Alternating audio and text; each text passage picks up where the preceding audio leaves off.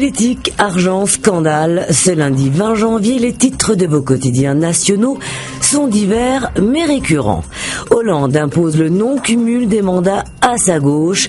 C'était une promesse du président et même au forceps, la loi devrait être adoptée ce mercredi à l'Assemblée nationale, assure Le Figaro, rappelant que le texte ne sera applicable qu'à la prochaine mandature en 2017.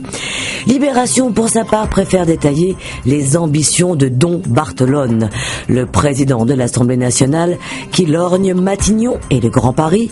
Celui qui règne en maître sur son fief de Seine-Saint-Denis, écrit Libé, est accusé de se comporter en parrain politique. Mais pour le grand Manitou, ça n'est pas un gros mot, c'est même celui qui aide à grandir. De quoi s'interroger quand on sait qu'il est probablement l'un des rares à pouvoir imposer aujourd'hui ses analyses au chef de l'État. En attendant, les Échos se félicitent. La bourse de Paris efface 5 années de crise. Enfin, l'indice CAC 40 est au plus haut depuis la faillite de la banque Lehman Brothers en 2008, le début d'une des plus graves crises économiques de l'histoire moderne. Faut-il y voir un lien de cause à effet? On raconte que le pétrole serait bientôt à moitié prix d'ici 2017. La question est posée ce matin dans Aujourd'hui en France. Inutile de dire que le débat fait rage, car si le pétrole de schiste, pour ne prendre que cet exemple, s'imposait, ce serait bien sûr profitable pour les consommateurs, mais pas franchement pour les pétroliers, ni pour les écolos. Le gratuit métro revient sur le déluge meurtrier qui a frappé le sud-est et qui a fait au moins 2 morts dans le département du Var, rappelle le quotidien Gratuit. Mal de toit, l'autre gratuit 20 minutes joue sur les mots ce matin en titrant sur le scandale du logement.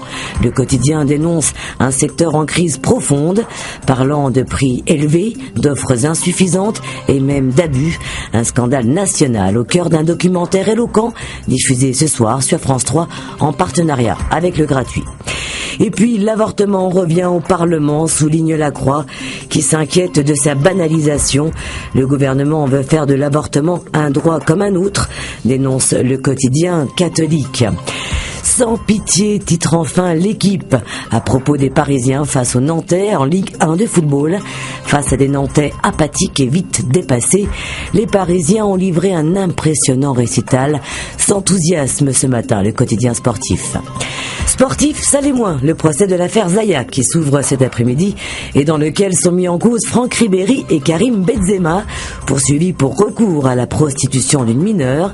Ils encourent théoriquement 3 ans de prison, mais aucun des protagonistes de l'affaire ne sera présent au tribunal, et ça c'est pas drôle. Sur ce, très belle journée et à demain.